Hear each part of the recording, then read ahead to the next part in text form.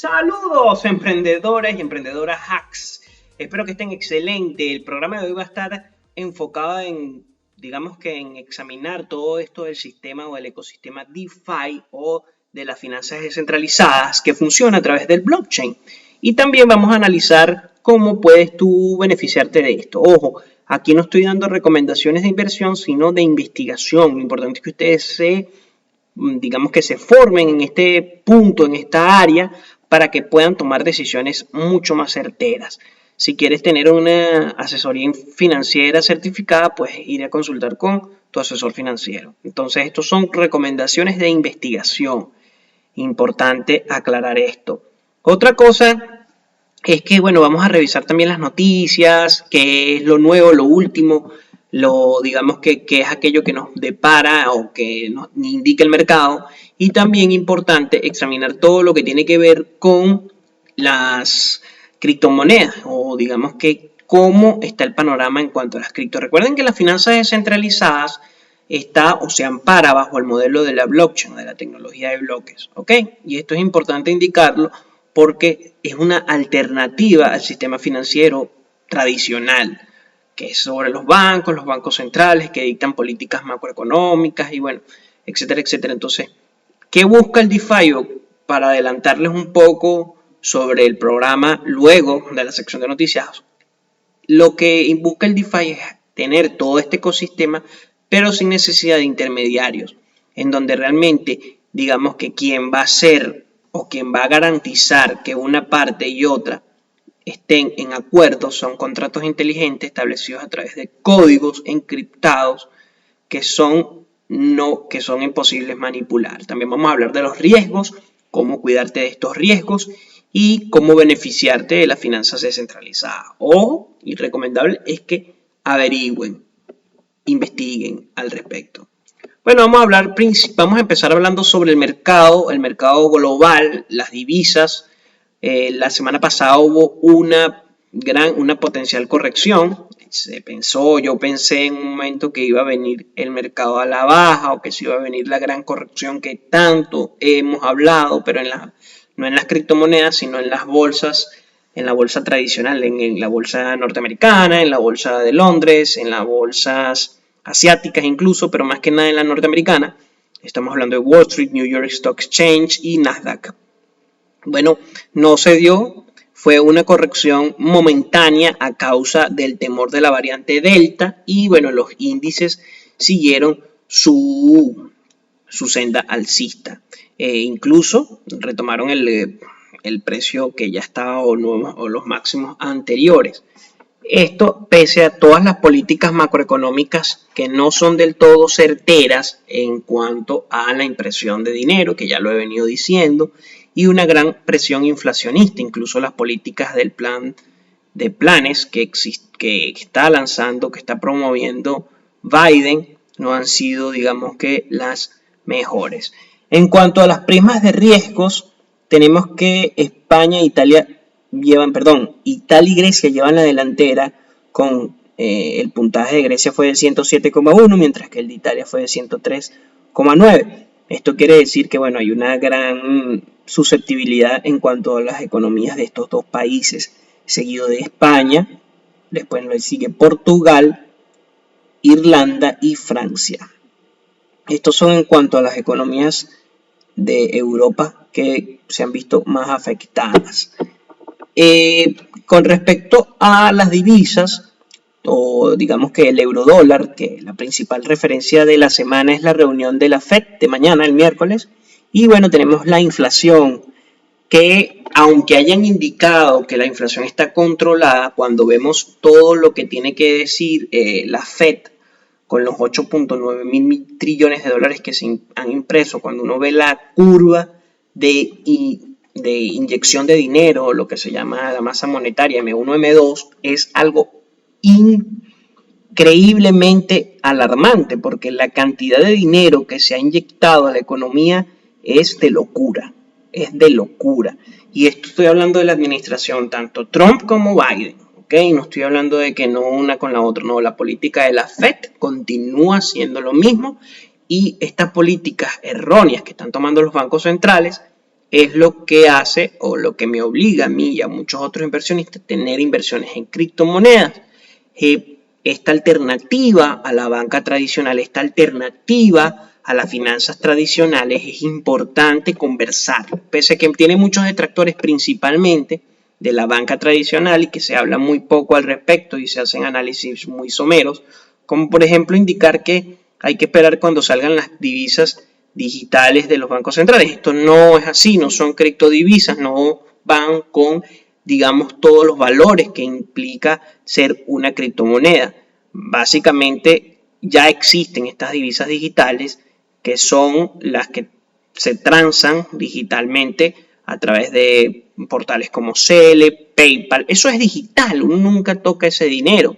Y las transacciones o las transferencias bancarias igual va a ser cuando saquen las supuestas criptodivisas respaldadas por el Banco Central.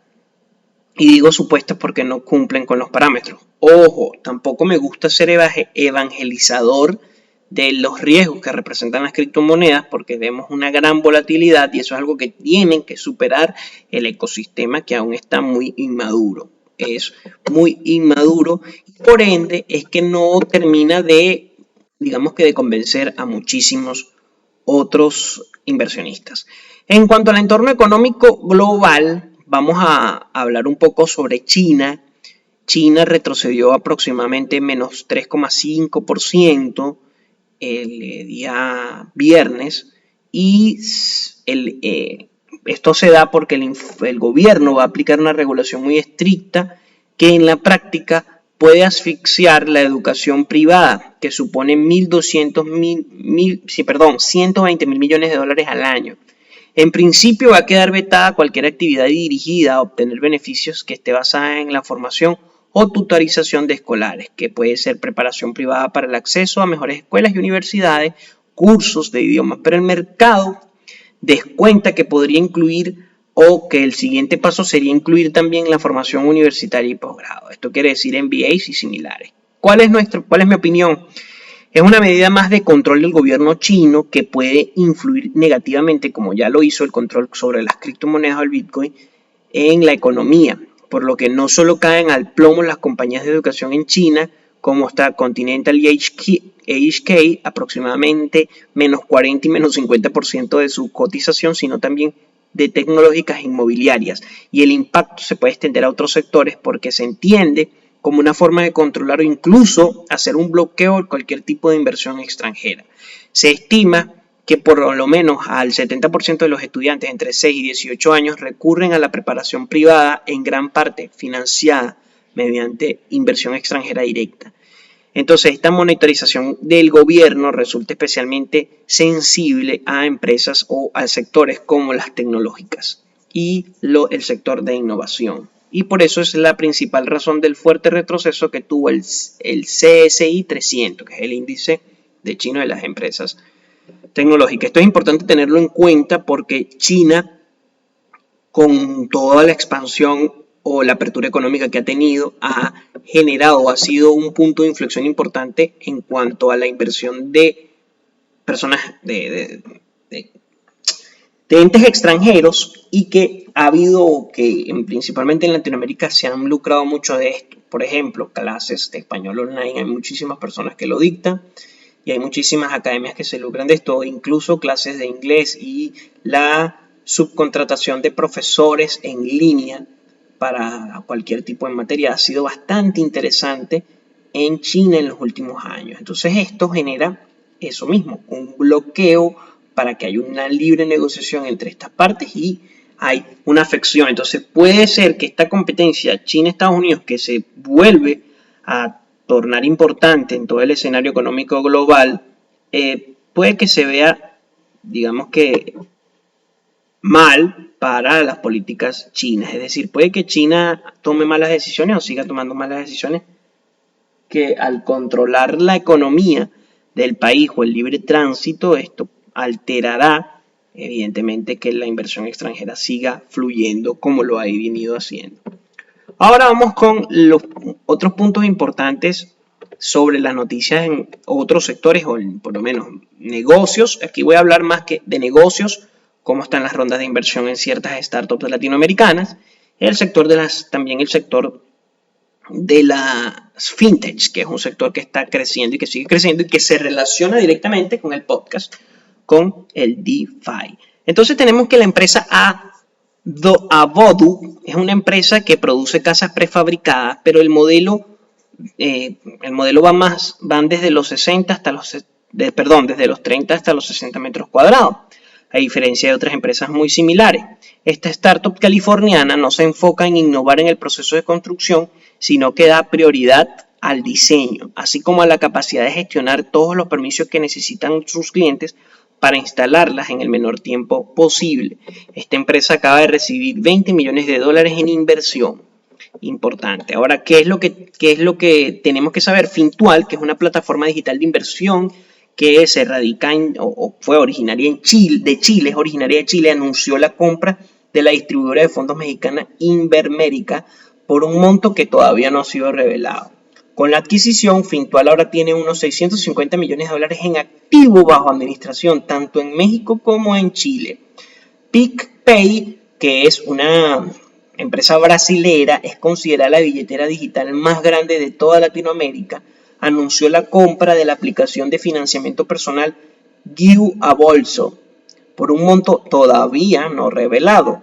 La adquisición se da semanas después de que PicPay suspendió sus planes de listarse en el Nasdaq y mostró que la compañía está apostando a monetizar su base de usuarios, que superó los 55 millones de usuarios, ¿ok?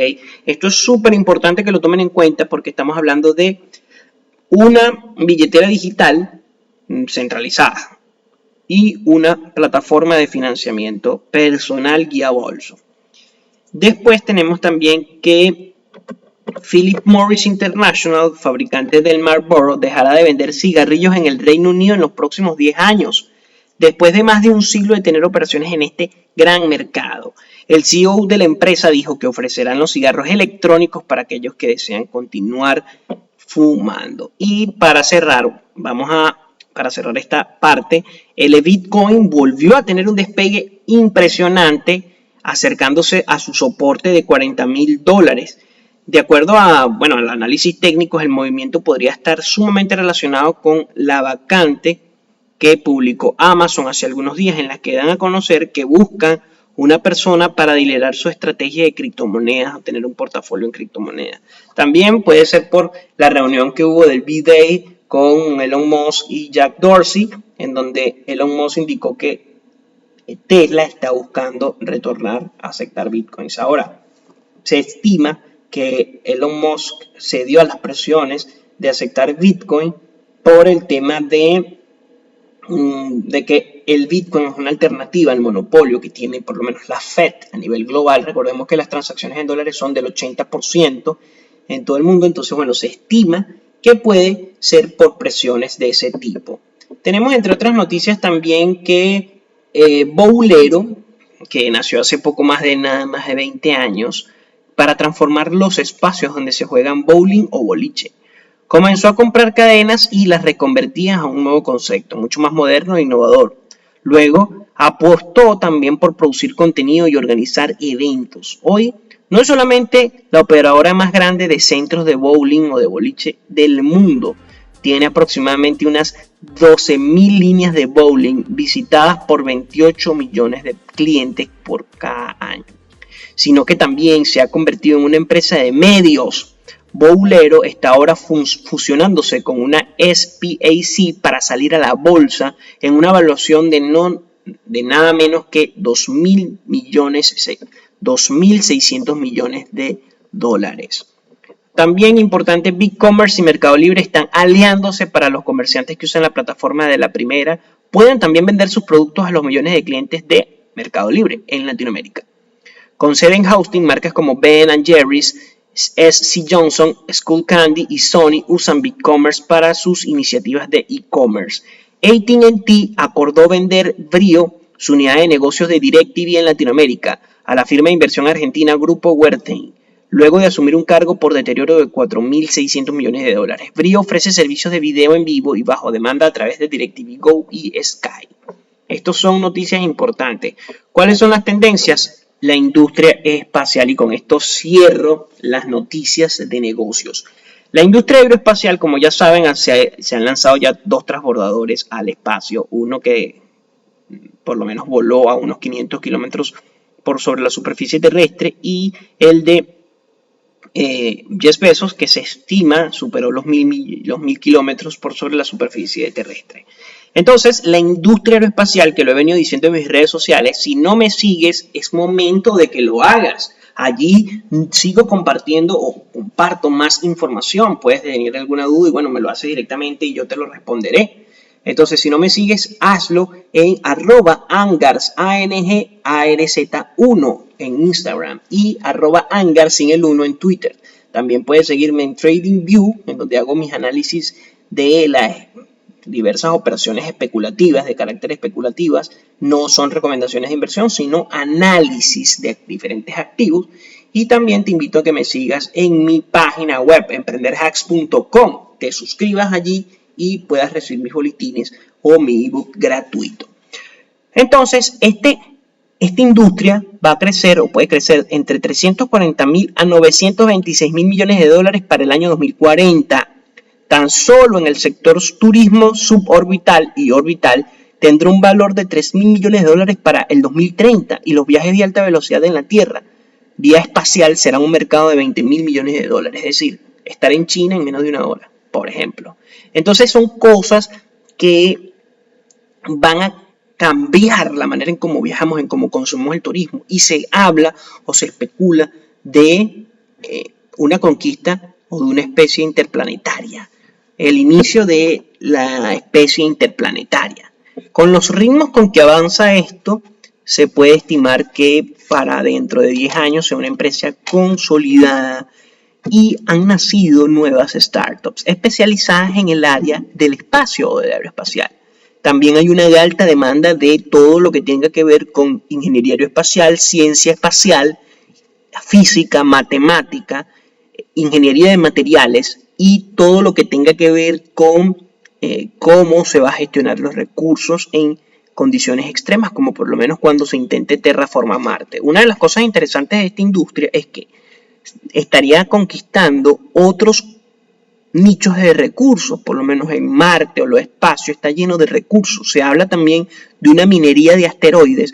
Entonces, esto generaría un incremento global de la economía de una escala que todavía no se tiene una cuantificación, ¿ok? Porque estaríamos hablando de planetas enteros. Entonces, dentro de las startups que se han generado por el auge de la tecnología o de la industria aeroespacial, que va a nacer, digamos que va a renacer de un enfoque distinto, está Leo Labs, que es una compañía fundada por el ex astronautas de la NASA, que utiliza radares patentados para arrastrar objetos en la órbita terrestre inferior, en donde haya 2.000 satélites activos, y se proyecta que en los próximos años se lanzarán 50.000 más. Esta startup lo que busca es evitar colisiones y pérdidas de recursos, colisiones entre satélites y la pérdida de recursos. Increíble esta solución. Otra solución es Astroscale, que es un emprendimiento totalmente japonés para eliminar satélites desactivados y otros desechos espaciales de la órbita. Lanzó en marzo el SAT-D, una misión de demostración sobre su tecnología. Es importante esta porque recordemos que en Japón es un país donde no hay casi emprendimiento, por todo el tema de la deflación y todo el problema del decrecimiento que han tenido durante más de 20 años. Entonces, que sea japonés este tipo de iniciativas da mucho que entender sobre el impacto que pueda tener la industria aeroespacial de conquistar otros terrenos, como estoy comentando, otra búsqueda de recursos más allá de la Tierra. Entonces se estima que, bueno, si se buscan recursos más allá de la Tierra, se puede subsanar todo el tema ecológico aquí en la Tierra. Entonces, bueno, ahí va a haber un crecimiento económico sin deteriorar el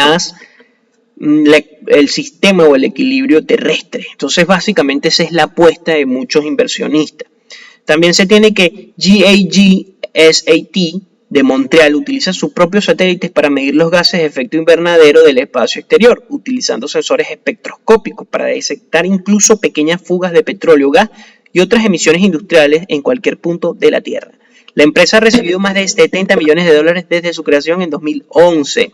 Esta se relaciona directamente con lo que estoy hablando del equilibrio ecológico e incluso de pensar en terraformar terraformar al planeta Marte, el planeta rojo, por ejemplo. Relative Space obtuvo 500 millones de dólares en una de las inversiones más grandes realizadas por una empresa espacial privada, valuándola así en más de 2.000 millones de dólares. La startup desarrolla tecnologías de fabricación, vehículos de lanzamiento y motores de cohetes. Así que todo aquello que tenga que ver con la tecnología aeroespacial, podemos estar hablando de un growth investment, cosa que es muy interesante para hacer crecer nuestro portafolio. Ahora voy a hablar sobre qué pasaría si hace un año, o sea, a mí no me gusta mucho esto, pero me da como que pistas acerca de cuánto retorno podríamos haber tenido y cómo se manejan realmente las inversiones. Ok, por lo menos tenemos en este gráfico que hice 1, 2, 3, 4, 5, 6, 7, 8, 9, 10, 11, 12, 13, 14, 15 potenciales inversiones. Entonces, si hubiésemos invertido 1.000 en cada una, entonces 1.000 por 15 serían 15.000 dólares. Supongamos que invertimos 15.000, teníamos 15.000 dólares para buscar invertirlo. Y esto nos permite también visualizar cómo son, digamos que, las inversiones. Es decir, cómo se maneja el tema inversiones. Es decir, las inversiones, dependiendo del enfoque que tú tengas, y por ende recomiendo los libros de Benjamin Graham y también de todo lo que tenga que ver con el growth investment. Dependiendo de la forma en cómo tú vayas a enfocar tu inversión, es decir, tienes que formarte al respecto igualmente, pero esto te va a ayudar a entender mejor cómo funcionan las inversiones, porque son ciertamente a un mediano o largo plazo. Ojo, inversión no es igual a trading, no, porque el trading está más enfocado a especular. Es decir, yo estoy especulando a través del análisis técnico, etcétera, y también yo me dedico al trading y me gusta, me apasiona mucho eso porque es imposible. Hay algo, digamos, que muy humano, que es especular, ver el futuro. Entonces, como te permite este mercado tener ciertas directrices hacia dónde se puede mover un precio, es muy interesante también porque si desarrollas una muy buena estrategia, puedes generar un dinero extra o puede que protejas tu inversión, tu dinero con la especulación. Entonces, muchos inversionistas, muchos traders lo que hacen es hacer un híbrido. Hoy día, gracias a la tecnología de la información, los bots y la capacidad de poder consumir información de calidad o contenido de calidad en diferentes plataformas, como por ejemplo este podcast, que no lo puedes dejar de escuchar todos los martes o miércoles por tu plataforma de podcasting preferida. Momento publicitario. Es importante tener también como que conocimiento en inversiones y en tanto en growth investment como value investing, ¿okay? Que son filosofías para invertir. Tendríamos que 15.000 dólares con una evaluación de 1.000 dólares invertidos hace un año. Si yo hubiera invertido 1.000 dólares en Dogecoin hace un año, hoy en día tuviese un rendimiento súper interesante porque tuviera en mi cartera 60.014 dólares. Triplicando con ello mi inversión inicial de 1.000, o sea, cuatriplicando. Es una cosa impresionante. Tendríamos que por GameStop, gracias a todo esto del MemeStop, que ha sido algo que ha revolucionado o ha trastocado muchas cosas en la finanza, tuviera ahorita 47.163. Recordemos que es una empresa que venía en pique y que muchos inversionistas o fondos de inversión le dieron a la baja, y hubo un movimiento en Reddit que se llama Reddit, en donde muchas personas se pusieron de acuerdo para hacer subir esta empresa, subir la evaluación de esta empresa. Eso se llama lo que en la teoría de market makers se llama todo dinero de la calle, dinero de personas comunes como tú, como yo, microinversionistas, pequeños inversionistas. Entonces, si tuvieras invertido en esto, tuvieras 47.163, tendríamos que Ethereum, con una inversión de 1.000 dólares al día de hoy, tuviéramos 8.014 dólares. Claro, el rendimiento va decreciendo, lo puse de más a menos. En Moderna, que es la empresa que se encarga de hacer las vacunas, tendríamos un retorno de la inversión 3 veces por encima, casi 4 veces, de 3.954. En Bitcoin tendríamos una ganancia de 3.418, es decir, hubiésemos casi triplicado nuestra inversión. Evidentemente no tan abruptamente como con Dogecoin. En Tesla, 2.088. En Square, 1.985.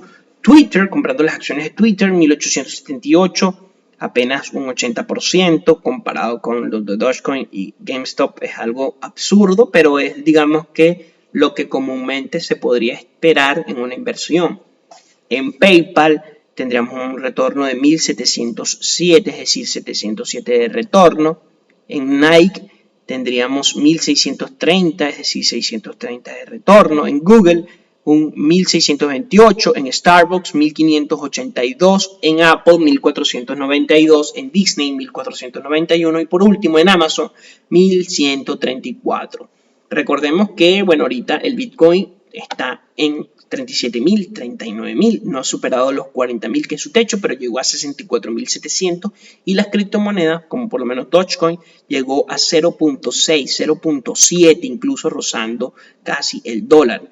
Esto quiere decir que hace unos meses atrás en Dogecoin hubiese tenido el doble o mucho más del doble, en vez de 60.100 algo y miles de dólares. Entonces esto me da a entender que pese a que sea sumamente riesgoso invertir en cripto, y ya voy a dar el podcast del DeFi para hablar de las de finanzas descentralizadas, que yo sé que les interesa a muchísimos.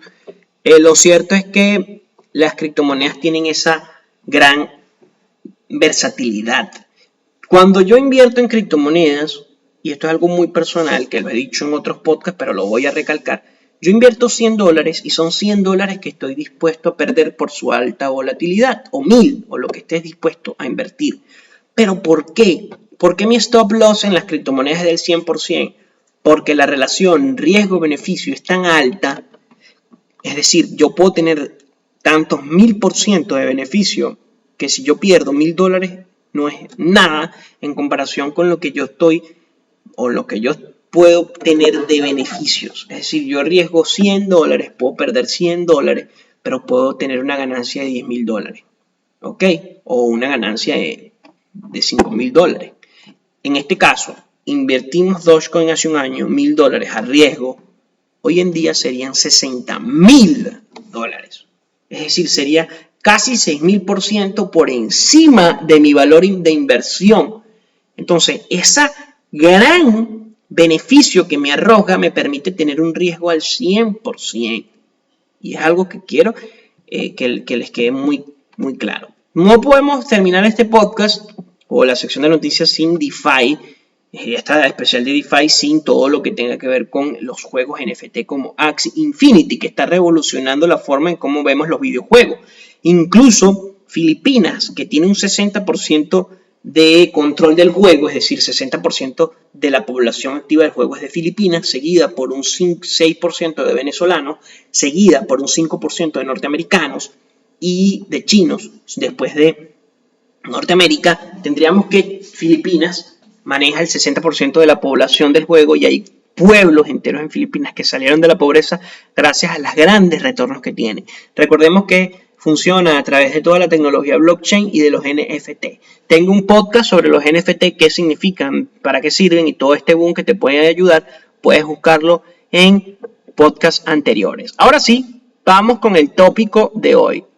¿Qué son las DeFi o qué es esto del DeFi? DeFi es la sigla en inglés de Decentralized Finance y significa finanzas descentralizadas. Como su nombre lo indica, lo que busca es que no exista un intermediario entre la persona que está entre el dinero y la persona o lo que quiera hacer esa persona con su dinero. Por ejemplo, cuando tú normalmente tienes una cuenta corriente en tu banco, una cuenta de ahorro, esos fondos están allí, pero el banco los utiliza como mejor le parezca, es decir, los utiliza a discreción. Recordemos que uno de los sectores más regulados de todos son los bancos, son las finanzas, pero los bancos tú no eres realmente un 100% dueño de tus activos, es decir, esos activos no están totalmente congelados allí. El banco puede utilizarlos a discreción, pero siempre con una cláusula de seguridad, ¿ok? Puedes tomar préstamos, puedes pedir préstamos, créditos, puedes tener ahorros, un porcentaje en base al ahorro. Puedes hacer muchas cosas con los bancos tradicionales, como pedir notas de crédito, etcétera. Incluso como empresario, pero nunca eres dueño, o sea, tienes que tener una tercera persona intermediaria que permita o que garantice que esos fondos van a ser cubiertos. Sin embargo, en la historia económica han habido muchísimos desplomes de las bolsas, de los bancos, entre ellas la que podemos nosotros recordar, la de nuestros escuchas, es la del 2008, cuando muchísimos bancos se vinieron a pique. Pero si tú quieres saber más sobre esto, te invito a que leas Cracks, Pánicos y Manías no recuerdo ahorita el nombre, y también El Patrón Bitcoin ayuda a entender mucho cómo se ha manejado la teoría moderna económica o cómo han sido estos desbalances. Lo cierto es que las finanzas descentralizadas busca desarrollar pequeñas piezas financieras tradicionales, pero con un grado extra de transparencia y descentralización. Estas pequeñas piezas, como si fueran una pieza de un rompecabezas, son combinables entre sí con el fin de desarrollar todo un gran ecosistema o una gran estructura de pequeñas soluciones que en su conjunto formen una gran solución para las finanzas y que no se necesite a las instituciones financieras tradicionales centralizadas que ya no aportan valor al usuario final. Esta es la idea principal que impulsa la creación del término de finanzas descentralizadas o DeFi y la que ha llevado su evolución desde aquel primer Compound o DAI que funcionaba a través de la red de Ethereum, que es un stablecoin, hasta el día de hoy que existen muchísimas plataformas de finanzas descentralizadas. Entre las más conocidas está PancakeSwap, Uniswap y MDEX, que es una de las más recientes. Y se las voy a dejar para que averigüen al respecto. Y lo que es ¿qué es la DeFi? ¿Cómo son? ¿Qué pueden traer o qué cambios en el mundo financiero global? Eso es lo que quiero hablar acá en este podcast. Entonces, quiero que imagines un mundo donde todas las personas puedan tener un control total o parcial o casi total de sus finanzas y sus activos están en su control, a diferencia de cuando tú depositas fondos en un banco. Justamente en donde puede ser tanto prestamista como prestador como acreedor, es decir, puedes tanto pedir prestado como pedir o como dar préstamos, ¿ok? Esto es importante, no necesitas grandes sumas de dinero para convertirte en prestamista y es sumamente transparente, ya que los contratos inteligentes que se manejan en este tipo de plataformas están al libre acceso o de código abierto a todo público. Esto quiere decir que todas las transacciones están ejecutadas por smart contracts o contratos inteligentes dentro de una cadena de bloques donde va a quedar reflejado de forma transparente un registro inalterable de cada acción contable realizada. El impacto de una tendencia como esta es gigante porque cualquier persona que no esté incluso bancarizada puede acceder a este tipo de servicios, puede dar prestado su dinero y puede controlar sus activos.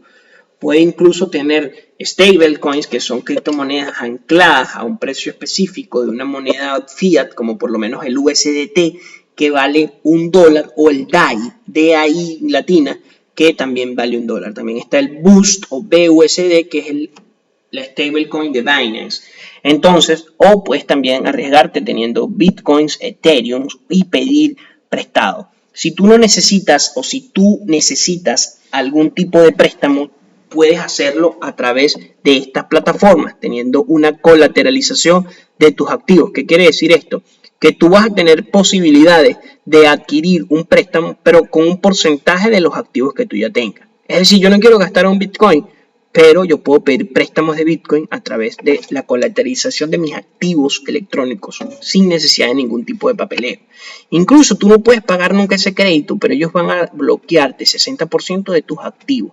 Entonces, evidentemente, la idea es que tú puedas recuperar ese dinero y puedas tener liquidez. Entonces, ha hecho que las nuevas generaciones, entre las que muchos de mis escuchas, evidentemente estamos incluidos, incluso yo, busquemos este tipo de soluciones o alternativas a las finanzas tradicionales, que no nada más te enfrentas a un gran monumento burocrático, sino que nunca o que tú puedes tener una cuenta bancaria fuera de tu país y si no la usas te bloquean los fondos, cosa que no sucede con el DeFi.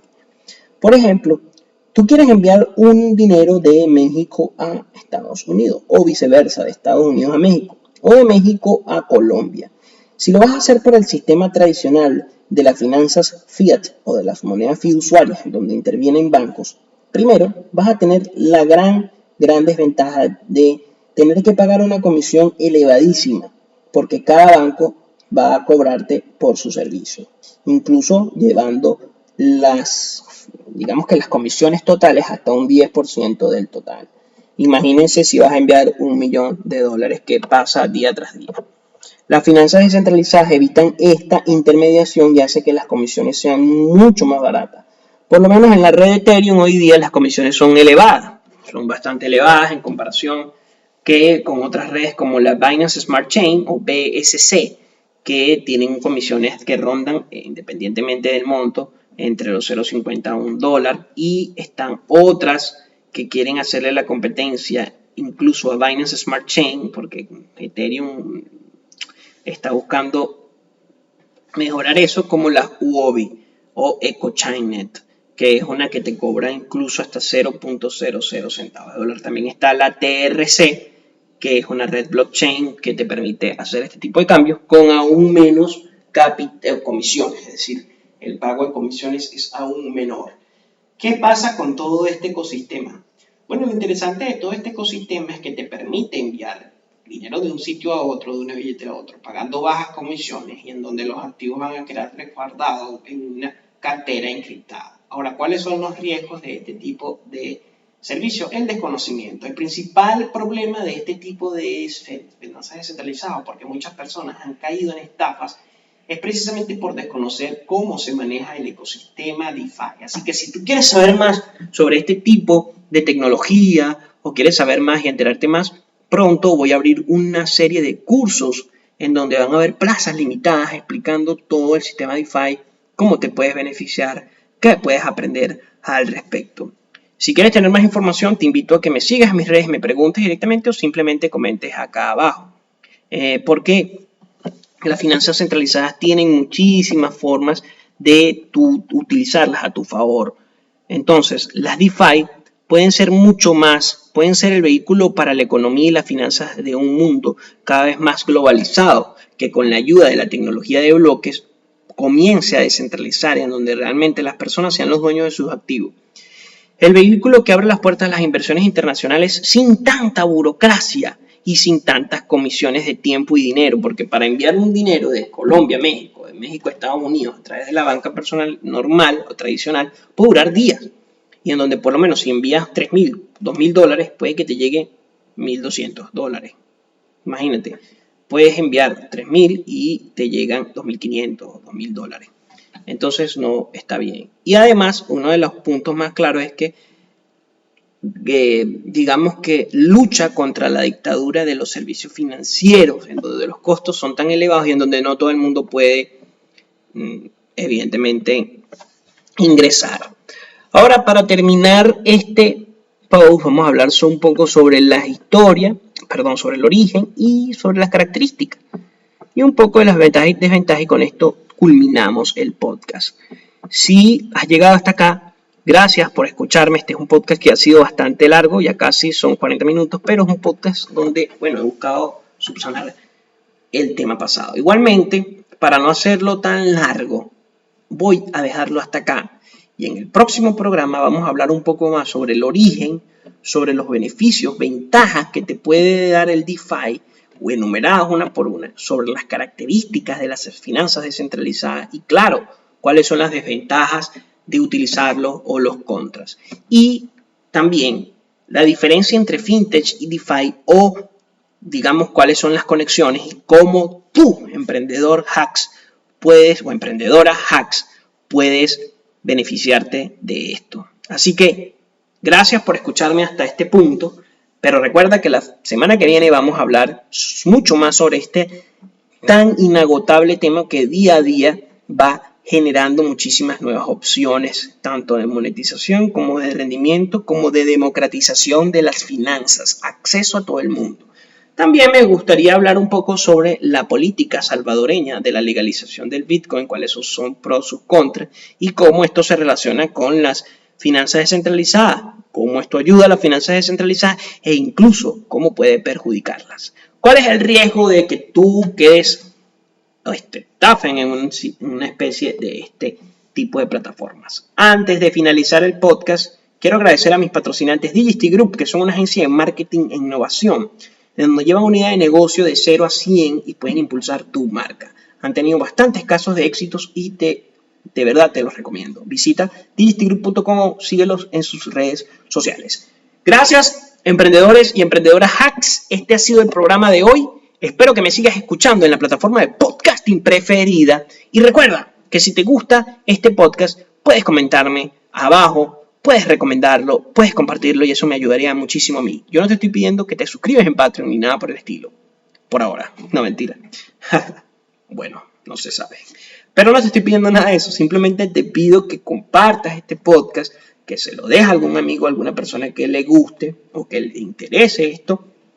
Y que bueno, si quieres, puedes comentarme y te sabré responder todas las dudas. Ese sería lo único. Suscríbete si estás en Spotify, en iVoox, en Google Podcast, en Apple Podcast y en la plataforma de podcast que prefieres. Incluso si estás escuchándome en YouTube. Espero poder sacar pronto el canal de YouTube, pero no lo he podido concretar. Gracias y nos vemos seguro la semana que viene, ya comenzando un nuevo mes, el mes de agosto. Y ya faltan pocos meses para cumplir 2 años de que lancé mi primer episodio de este podcast. Y ya somos más de 200 personas que me escuchan semana tras semana. Gracias y nos vemos, emprendedores hacks.